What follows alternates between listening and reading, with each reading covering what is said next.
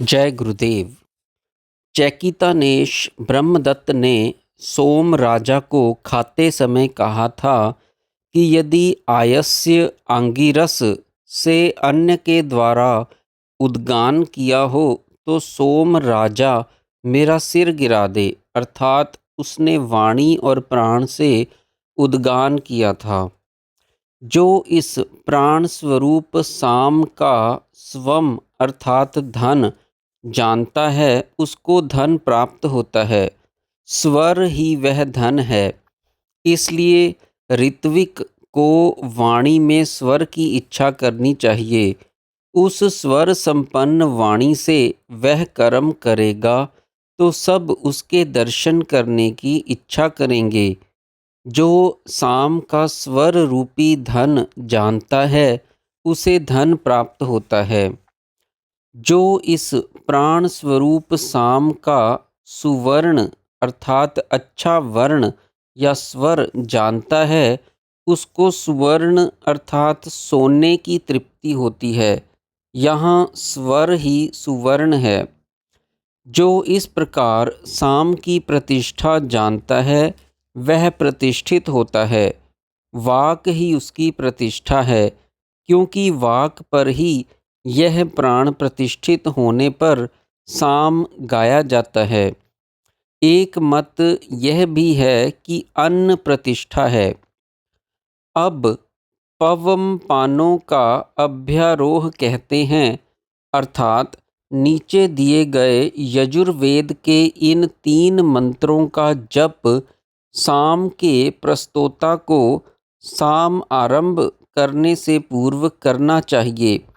पहला अस्तो माँ सद्गमय, दूसरा तमसो माँ ज्योतिर्गमय, तीसरा मृत्योर्माँ अमृतम गमये। प्रथम असत का अर्थ मृत्यु है और सत अमृत है। गमय का अर्थ मुझे अमृत करें। दूसरे में तम से मृत्यु और ज्योति से अमृत समझना चाहिए। शंकराचार्य ने इनके जप के साथ इस प्रकार भावना करने को कहा है। पहले में मुझ साधन शून्य स्वभाव वाले को साधन युक्त करो। दूसरे में मुझे अज्ञान रूप साधन भाव से साध्य भाव युक्त करो। और तीसरे में तीनों का समुचित अर्थ है जो स्पष्ट है। अब जो शून्य स्तोत्र है उनमें अपने लिए अन्न आद्य मांगें और यजमान जो वर मांगे या जो कामना रखे उसको ऐसा जानने वाला उद्गाता अपने लिए या यजमान के लिए जो कामना हो उसका उद्गान करे। उसे लोकों का जय होगा जो इस प्रकार साम को जानता है। अभिप्राय यह है कि अश्वमेध आदि यावत यज्ञानुष्ठान हैं वे सब सकाम किए जाते हैं। उपनिषद उनका फल नाशवान बताकर उनसे वैराग्य उत्पन्न करना चाहते हैं और परम शाश्वत पद की प्राप्ति का साधन बताते हैं। कामनाओं से जिन लोगों का चित्त बहिर्मुख रहता है उनकी वृत्तियों को दैवी एवं आसुरी 2 श्रेणियों में रखा जाता है। जो वृत्तियां शास्त्र अनुकूल धर्म आचरण करने में प्रवृत्त करके मनुष्य की कामनाओं की पूर्ति करती हैं वे दैवी कहलाती हैं। और जो शास्त्रों का उल्लंघन करके अपनी इच्छानुसार वर्तन के लिए प्रवृत्त होती हैं वे आसुरी कहलाती हैं। शास्त्रों द्वारा संयत कामनाएं संयम की सीमा में बंधने के कारण संकुचित हो जाती हैं। इसलिए देवों को असुरों से छोटा कहा गया है। यहाँ दैवी और आसुरी वृत्तियों का संघर्ष होता है। वहाँ दैवी प्रवृत्तियाँ ईश्वर से प्रार्थना करके यह आशा करती हैं कि हम आसुरी वृत्तियों को जीत लेंगी। परंतु यह देखा जाता है कि अनेक भगवत भक्त भी घृणित पापों के अभ्यस्त हो जाते हैं। इसका कारण एक आख्यायिका द्वारा समझाया गया है। यज्ञों में जिन स्तोत्र आदि प्रार्थनाओं का उद्गान किया जाता है, उनके लिए दो भाग होते हैं। एक में यजमान के लिए, उसकी कामनाओं की पूर्ति के लिए प्रार्थना होती है, और दूसरे में ऋत्विक के स्वतः के लिए, जैसे अस्तो मां सद्गमय इत्यादि। दैवी वृत्तियां जब अन्य देवता रूपी वाक, घ्राण, चक्षु, श्रोत्र और मन को भगवत प्रार्थना में लगाती हैं, तब प्रथम श्रेणी की प्रार्थना में जिन भोगों के लिए कामना की गई, उनका तो अपने यजमान अर्थात दैवी वृत्तियों के निमित्त उद्गान करती हैं, परंतु दूसरी श्रेणी की प्रार्थनाओं का उद्गान अपने लिए करती हैं। जैसे वाक का उदाहरण लीजिए। अस्तो मां सद्गमय का अर्थ है मैं मृत्यु के पार हो जाऊं, और वाक का मृत्यु के पार होना उसका अग्नि स्वरूप हो जाना है। घ्राण का वायु स्वरूप, चक्षु का सूर्य स्वरूप, श्रोत्र का दिशा स्वरूप और मन का चंद्र स्वरूप हो जाना है।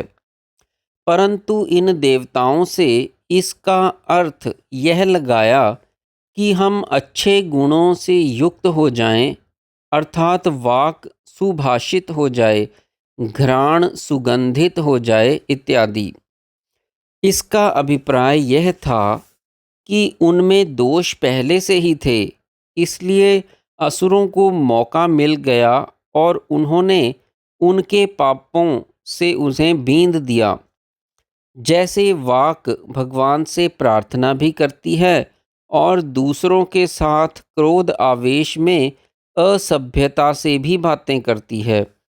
घ्राण भगवान की सेवा के लिए सुगंधित पदार्थों को पसंद करती है, परंतु स्वयं उनमें आसक्त एवं विषयी सुगंध प्रिय होकर पापाभिमुख हो जाती है।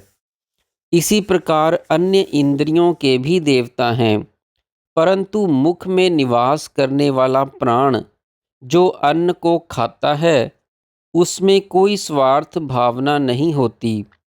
जिह्वा का रस स्वाद भी उसका विषय नहीं है। जो अन्न मिले वह उसे खा लेता है और उससे सारे शरीर की शक्तियों को पोषण पहुंचाता है। वहीं वाक, घ्राण, चक्षु, श्रोत्र और मन का भी पोषण करता है, इसलिए वहाँ आसुरी वृत्तियों का प्रभाव नहीं होता। मुख्य प्राण की शक्ति के अधीन ही इतर इंद्रियां काम करती हैं, अतः वह सबका पति है।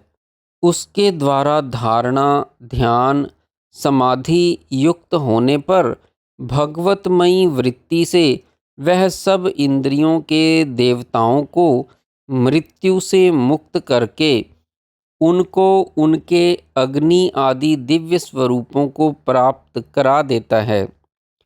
इसलिए ऋत्विज को चाहिए कि प्राण के लिए अन्न की प्रार्थना करें और अन्य इंद्रियों के लिए साधन रहित स्वभाव से साधन युक्त स्वभाव होने की एवं साधन से साध्य तत्व के भाव की प्रार्थना करें।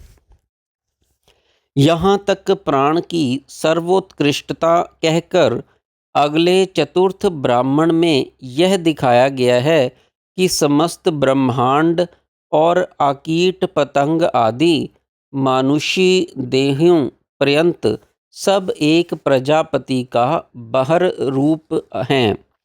जैसा कि अन्यत्र अन्य उपनिषदों में दिखाया गया है कि अखिल ब्रह्मांड एक प्राण तत्व की ही कृति है और जीवात्मा स्वयं ब्रह्म ही है। इसी धारणा को लेकर अगले ब्राह्मण में पिंड और ब्रह्मांड की एकता कही गई है। प्रजापति सब सृष्टि का निर्माण करके स्वयं अनुभव करता है कि मैं अकेला हूँ। उसका चित्त नहीं लगता, उसे भय लगता है। यह उसकी भेद बुद्धि का कार्य है। परंतु जब अपनी भेद बुद्धि को दबाकर वह सोचता है कि यह मैं ही तो हूँ, तब उसका भय या चित्त ना लगना दूर हो जाता है। फिर उसको अपने स्वरूप का पूर्ण ज्ञान होने पर ब्रह्म भाव का उदय होता है और वह कहता है, अहम ब्रह्मास्मि। प्राणोपासक अपनी अथवा यजमान की कामनाओं की पूर्ति के लिए यज्ञ करता है, जिससे उसकी ऐहिक अथवा पारलौकिक कामनाओं की प्राप्ति तो अवश्य सिद्ध होती है, परंतु मोक्ष नहीं मिलता। मोक्ष के लिए प्राणोपासक पिंड और ब्रह्मांड का एकीकरण देखकर प्राण को ब्रह्म से निःसृत उसी का रूप जानकर आत्म स्वरूप में स्थिति प्राप्त करके अनुभव करता है, सर्वम खलविदम ब्रह्म और अहम ब्रह्मास्मि। तब उसे परम पद की प्राप्ति होती है। जय गुरुदेव।